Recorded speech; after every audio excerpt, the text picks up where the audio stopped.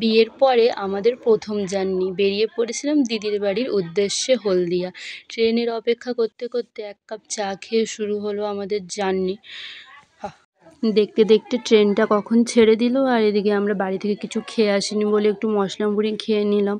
দেখতে দেখতে কখন পৌঁছে গেলাম, আর যার জন্য এত দূর আসা সেটা হলো আমার বুবলু সোনা, আমার কুচু পুচু পুচু পুচু কুচু পুচু কুচু পুচু। এদিকে এসে দেখি দিদি অনেকখানি আয়োজন করে রেখেছিল, লুচি, মিষ্টি, ঘুগনি, সেসব খেয়ে আপনাদের দেখাই কি কি রেখেছে। ঝিঙা আলু পোস্ত চলছে, আর কিছুক্ষণ পরে হয়ে যাবে।